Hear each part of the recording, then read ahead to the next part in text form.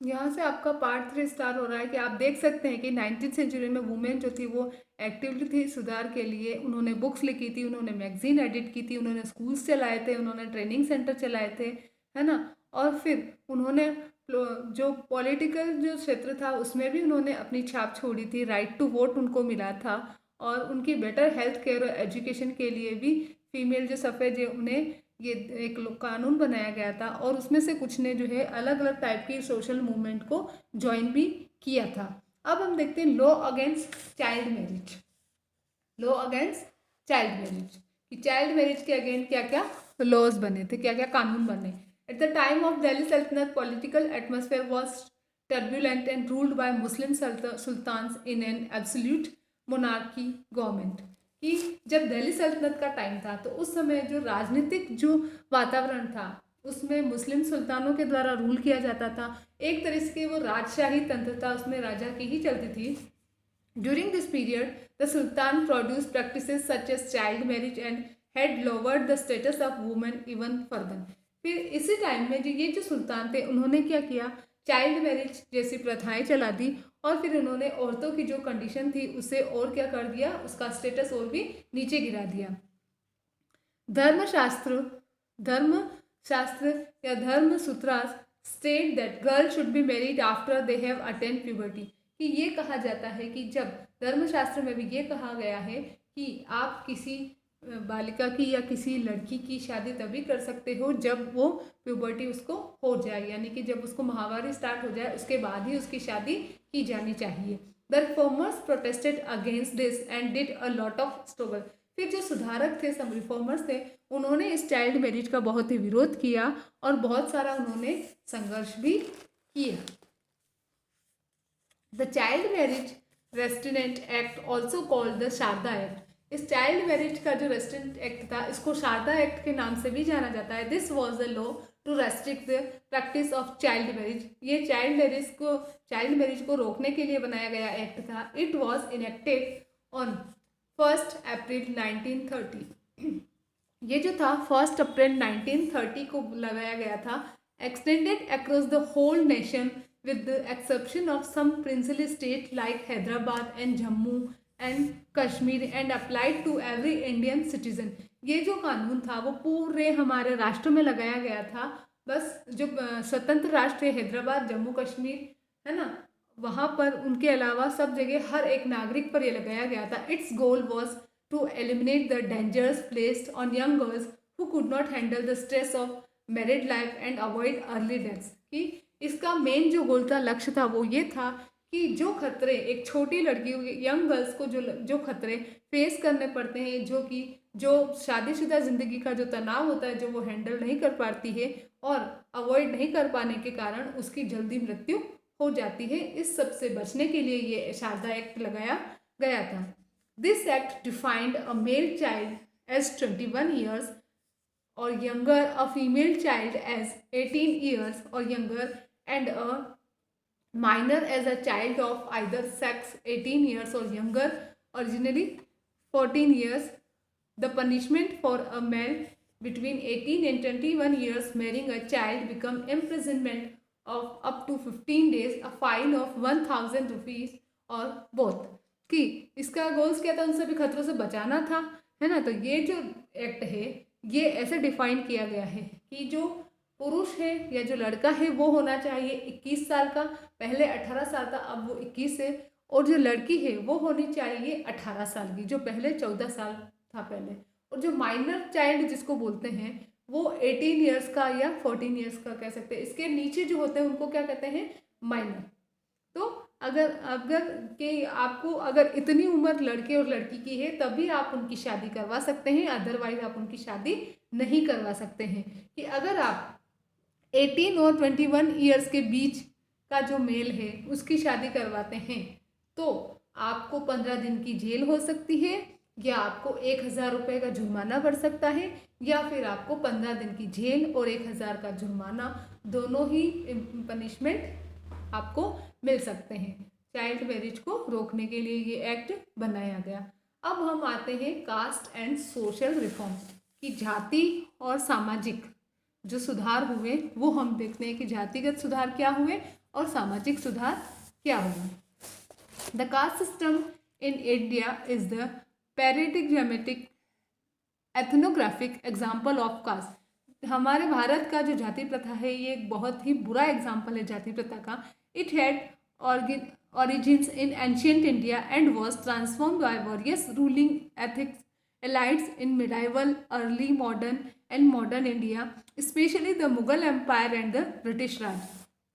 कि ये जो था वो ओरिजिनली पहले जो प्राचीन जो हमारा भारत था उसमें इसका उदय हुआ, लेकिन बाद में फिर ये अलग अलग जो मिडाइवल पीरियड के, मॉडर्न इंडिया के, मॉडर्न पीरियड, अर्ली मॉडर्न के, जो स्पेशली जो मुगल एम्पायर और ब्रिटिश राज आए, तो उसमें धीरे धीरे इसमें क्या होती गई, वेरियस ट्रांसफॉर्म इसमें होते गए। The role of the British Raj on the caste system in India was controversial. अब ब्रिटिश राज में जो कास्ट सिस्टम का जो रोल था इंडिया में वो बहुत ही कंट्रोवर्शियल था, यानी विवादास्पद था। The caste system became legally rigid during the Raj. इसमें कास्ट सिस्टम को लीगली यानी कि वैध करार दे दिया गया था। When the British started to enumerate caste during their 10-year census and meticulously codified this system। क्योंकि इससे कैसे पता चलता है कि इन्होंने लीगली बोल दिया था कि जब उन्होंने 10 साल की जो जनगणना करवाई थी उस समय उन्होंने कास्ट के अकॉर्डिंग ही लोगों को ऐसे डिवाइड किया था। Between 1860 and 1920 the British segregated Indian by caste, granting administrative jobs and senior appointments only to the upper caste। फिर 1860 और 1920 के बीच में ब्रिटिश लोगों ने क्या किया, अंग्रेजों ने क्या किया, जो इंडियंस थे उनको जाति के द्वारा, उनकी जॉब के द्वारा, उनका जो सीनियर अपॉइंटमेंट था उसके द्वारा उनको अपर कास्ट में डाल दिया। Starting with the 19th century the British colonial government passed a series of laws. फिर 19th सेंचुरी की स्टार्टिंग में जो अंग्रेज सरकार थी उसने एक कानूनों की पूरी सीरीज पास कर दी that applied to Indian based on their religion and caste identification. और ये जो कानूनों की सीरीज थी वो इन्होंने इंडियन पर उनका धर्म, उनकी जाति के अकॉर्डिंग अप्लाई की। The British colonial government for instance enacted the criminal tribes act of 1871। जैसे इसका एक एग्जाम्पल ले सकते हो कि हमारी जो अंग्रेजी सरकार थी उन्होंने क्रिमिनल ट्राइब एक्ट 1871 का लागू किया। This law declared everyone belonging to certain caste to be born with criminal tendencies. कि इस कानून में क्या डिक्लेयर किया गया था कि कुछ ऐसी कास्ट थी, जातियां थी, उसके अंडर जो भी पैदा होता था उनमें आपराधिक प्रवृत्तियां होती, जन्म से ही होती है। The reformers of this period condemn caste inequalities. फिर इस टाइम के जो सुधारक थे इन्होंने कहा कि ये कास्ट में जातिगत असमानता है, जैसे Raja Ram Mohan Roy, Ishwar Chandra Vidyasagar and Swami Vivekananda also worked for caste reform. इन्होंने जातिगत सुधार के लिए काम किया। इन वेस्टर्न इंडिया, फिर वेस्टर्न इंडिया में Gopal Hari Deshmukh, Jyotiba, Ramakrishna Bhandarkar, MG Ranade and Ramabai Ranade were the prominent reformer of western India. ये सभी मेन सुधारक थे वेस्टर्न इंडिया के। All of them spoke and wrote against the caste system. इन सभी ने जाति प्रथा के विरुद्ध बोला था और जाति प्रथा के विरुद्ध लिखा था। अब हम पढ़ते हैं demands for equality and justice, की समानता के लिए, न्याय और समानता के लिए मांग। Gradually by the second half of the 19th century people from within the non-Brahmin caste began organizing movements against caste discrimination and demanded social equality and justice। धीरे धीरे जब 19th century का सेकेंड हाफ निकल गया तब धीरे धीरे लोगों ने क्या किया कि जो नॉन ब्राह्मण कास्ट थी उन्होंने मूवमेंट यानी आंदोलन करना स्टार्ट किया जातिगत जो भेदभाव होता था उसके विरुद्ध, और उन्होंने सामाजिक न्याय और सामाजिक समानता की मांग करी। The Satnami movement in central India was founded by Ghasidas who worked among the leather workers and organised a movement to improve their social status. फिर एक मूवमेंट आया, आंदोलन आया, सतनामी मूवमेंट। ये सतनामी मूवमेंट सेंट्रल इंडिया का मूवमेंट था जो कि घासीदास ने चलाया था। और घासीदास जो है वो चमड़े का काम करने वाले जो वर्कर हैं उनके बीच में ही काम करता था, और उसने उनका जो सामाजिक स्टेटस था, उनका जो सामाजिक स्थिति थी उसको इम्प्रूव करने के लिए, उसमें सुधार लाने के लिए ये आंदोलन किया था। इन ईस्टर्न बंगाल हरिदास ठाकुर मछुआ sect worked among Chandala cultivators. फिर ईस्टर्न जो बंगाल था उसमें हरिदास ठाकुर का जो मौटा सेक्ट था, उन्होंने इसमें काम किया। Haridas question Brahmanical text. Haridas ने क्या किया कि जो ब्राह्मणों का जो साहित्य था उसके ऊपर उन्होंने सवाल उठाए। That supported the caste system, जो कि जाति प्रथा को सपोर्ट करते हैं। In what is present day Keralam, a guru from Ezhava caste Shri Narayana Guru proclaim the ideals of unity for his people. और आज भी केरलम जो कि एक गुरु है, एक ऐसी कास्ट के श्री नारायण गुरु, उन्होंने जो एकता के, आज उनकी लोगों की जो एकता है उसको प्रोक्लेम करने के लिए उन्होंने आवाज़ उठाई है। He argued against treating people unequally on the basis of caste differences. उन्होंने ये कहा कि जो लोगों को उनकी जाति के अकॉर्डिंग जो असमानता का व्यवहार किया जाता है वो सही नहीं है। According to him all humankind belong to same caste. उनके अकॉर्डिंग जितने भी इंसान हैं वो सभी एक ही कास्ट से, एक ही जाति से बिलोंग करते हैं।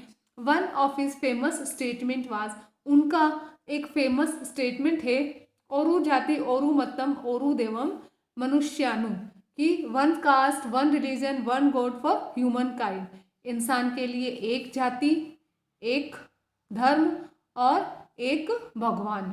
औरु जाति औरु मतम औरु देवम मनुष्यनम, जो मनुष्य के लिए ये सभी एक ही हैं। All this sects were founded by leaders who came from non Brahmin caste and worked among this. अच्छा, जितने भी ये शाखाएं थी जो स्थापना की गई थी वो उन लीडर्स के द्वारा स्थापना की गई थी जो कि नॉन ब्राह्मण कास्ट से आए थे या फिर वो उनमें काम कर रहे थे। They tried to change those habits and practices which provoke the contempt of dominant caste. वो ये कोशिश करना चाहते थे कि ये जो प्रभावी जातियां हैं, जो दमनकारी जातियां हैं, वो जो काम करती हैं, जिनकी जो हैबिट्स है, उन सभी को चेंज करने की कोशिश कर रहे थे। They try to create a sense of self esteem among the subordinate caste. और वो जो आत्मसम्मान की जो भावना है वो इन सभी जातियों में, जो सबऑर्डिनेट जो कास्ट थी, जो नॉन ब्राह्मण कास्ट थी, उनमें लाना चाहते थे। The non-Brahman movement. In the early 20th century, the non-Brahman movement started. Non-Brahman movement जो है वो 20वीं शताब्दी के शुरुआत में स्टार्ट हुआ था। The initiative came from those non-Brahman caste that has acquired access to education, wealth and influence. फिर इनमें जो लोग थे स्टार्टिंग में, वो नॉन ब्राह्मण कास्ट की जातियाँ आई जिनको एजुकेशन चाहिए थी, उनको वेल्थ चाहिए थी, उनको अपना प्रभुत्व चाहिए था, वो सभी इसमें शामिल हुए। दे argued that Brahmin were heirs of Aryan invaders from the north who had conquered southern lands from the original inhabitants of the region, the indigenous Dravidian races. कि वो ये कहते थे कि ये जो ब्राह्मण हैं वो आर्य, जो बाहर से आर्य आक्रमणकारी आए थे नॉर्थ की तरफ से, जिन्होंने जो साउथ की जो ज़मीन थी उसके ऊपर आक्रमण किया था, और फिर जो ओरिजिनल वहाँ के जो रहने वाले जो लोग थे द्रविडियन जाति के, उनको वहाँ से भगा दिया था। They also challenge Brahmanical claims to power. उन्होंने जो ब्राह्मणों का जो पावर का जो क्लेम था उसको भी उन्होंने चैलेंज किया था। ईवी रामस्वामी नायकर और Periyar, as he was called, come from a middle class family. की ईवी रामस्वामी नायकर या फिर पेरियार जो वो कहते हैं वो एक मिडिल क्लास फैमिली से आए थे। Interestingly he had been an ascetic in his early life and had studied Sanskrit scriptures. उन्होंने संस्कृत के जो साहित्य थे उन सभी की स्टडी भी की थी। वो अपनी बहुत ही छोटी सी एज में उन्होंने ये स्टार्ट कर दिया था। Later he became a member of Congress only to leave it in disgust when he found at a feast organized by nationalists setting arrangements followed caste distinctions, that is the lower caste were made to sit at a distance from the upper caste. फिर बाद में वो कांग्रेस के member बन गए थे जब उन्होंने ये देखा कि जब एक नेशनलिस्ट के द्वारा एक दावत का आयोजन किया गया था जिसमें सिटिंग अरेंजमेंट कुछ इस तरीके से की गई थी कि जो अपर कास्ट थी उनको थोड़ा आगे रखा गया था और जो लोअर कास्ट थी उनके बैठने की जो व्यवस्था थी वो अपर कास्ट से थोड़ी दूर की गई थी। Convince that untouchables had a fight for their dignity, Periyar founded the self respect movement. कि ये जो अनटचेबल्स है, जो छुआछूत वाले हैं, उनके लिए लड़ाई लड़ने के लिए, उनके गौरव की लड़ाई के लिए पेरियार ने सेल्फ रेस्पेक्ट मूवमेंट को की स्थापना की थी। वो मूवमेंट उन्होंने चलाया था। He argued that untouchables were the true upholders of an original Tamil and Dravidian culture which had been subjugated by Brahmins। कि उन्होंने कहा कि ये जो अनटचेबल्स है वही जो तमिल और द्रविडियन जो सांस्कृतिक जो मेन जो ओरिजिनली जो वास्तविक रूप से जो संस्कृति है वही इसको रखने वाले हैं, ब्राह्मणों के द्वारा नहीं। तो इसलिए उन्होंने इसके लिए आर्ग्यूमेंट भी किया था। He felt that all religious authorities saw social divisions and inequality as God given. कि उन्होंने ये महसूस किया कि जितनी भी धार्मिक जो अथॉरिटीज़ हैं वो देखती है कि ये जो सामाजिक जो डिवीज़न है, ये जो असमानता है, ये भगवान ने दी है। Untouchables had free themselves therefore from all religions in order to achieve social equality. और अनटचेबिलिटी जो है, ये जो छुआछूत वाले जो हैं वो अपने आप को इन सभी से फ्री मानते हैं कि इन सभी धर्मों में की जो सामाजिक जो समानता है उसको प्राप्त करने से ये अपने आप को फ्री मानते हैं कि हम इन सब से अलग हैं। तो इसलिए सबसे पहले उन्हें अपने आप में सेल्फ रेस्पेक्ट होना चाहिए, इसीलिए इन्होंने पेरियार ने सेल्फ रेस्पेक्ट मूवमेंट चलाया था। Periyar was an outspoken critic of Hindu scriptures, especially the codes of Manu, the ancient law giver and the Bhagavad Gita and the Ramayana. जो पेरियार थे ये एक बहुत अच्छे वक्ता थे हिंदू स्क्रिप्चर्स के, स्पेशली जो मनु के जो कोड थे वो, और जो पुराने जो कानून निर्माण देने वाले थे वो, भगवद गीता, रामायण, उन सभी का इन्होंने क्या किया था, क्रिटिक भी किया था। He said that these text had been used to establish the authority of Brahmans over lower caste and the domination of men over women. उन्होंने कहा कि ये जो साहित्य है ना, इनकी स्थापना जो की गई है उसके इनकी स्थापना को जो ब्राह्मण के जो अथॉरिटी है वो इसलिए यूज़ में करते हैं कि वो लोअर कास्ट, ब्राह्मण जो है वो लोअर कास्ट के ऊपर और आदमी जो है वो औरतों के ऊपर अपना प्रभुत्व जमा सके। These assertion did not go unchallenged. अब ये जो इतने सारे काम होते तो इनको अनचैलेंज तो नहीं कर, ऐसा तो नहीं था कि इनको कोई चैलेंज नहीं करेगा। The speeches, writings and movements of lower caste leaders did lead to rethinking and some self-criticism among upper caste nationalist leaders। फिर जो भाषण दिए गए, जो लेख लिखे गए, जो आंदोलन हुए लोअर कास्ट के लीडर्स के द्वारा, तो उन सभी की वजह से जो अपर कास्ट के जो नेशनलिस्ट थे उनको फिर से सोचने के लिए मजबूर कर दिया गया था। But Orthodox Hindu society also reacted. लेकिन जो हमारी जो ये हिंदू समाज है उसने रिएक्ट भी किया बाय फाउंडिंग सनातन धर्म सभा। कैसे रिएक्ट किया? सनातन धर्म सभा की स्थापना इन्होंने करी एंड भारत धर्म महामंडल, नॉर्थ में स्थापना करी भारत धर्म महामंडल की, एंड एसोसिएशन लाइक द ब्राह्मण सभा इन बंगाल। और फिर बंगाल में ब्राह्मण सभा की इन्होंने स्थापना की। इसके रूप में इन्होंने अपने रिएक्शन दिए। तो object of these association was to uphold caste distinction as a cornerstone of Hinduism. फिर इनके जो ऑब्जेक्ट थे, इसमें जो तत्व थे इन एसोसिएशन के, इसमें ये था कि कास्ट का जो डिस्टिंक्शन है, ये जो भेदभाव बीच का जो है, जो डिफरेंस है, ये हिंदुओं का कॉर्नर स्टोन है, मील का पत्थर है। And show how this was sanctified by scriptures. और फिर ये दिखाया कि कैसे स्क्रिप्चर्स में भी इनको सही तरीके से इनको बताया गया है। Debates and struggles over caste continued beyond the colonial period. फिर जब अंग्रेजों का टाइम आया तब तक भी ये जो कास्ट के ऊपर जो डिबेट्स थे, विवाद थे, संघर्ष थे, ये कंटिन्यू चलते ही रहे and are still going in our own time. और आज भी हमारे टाइम में भी ये जो संघर्ष है, ये जो डिबेट्स है, आज भी चल रहे हैं। यहाँ पर आपका पार्ट 3 ओवर होता है। इसके आगे का आपका नेक्स्ट वीडियो में।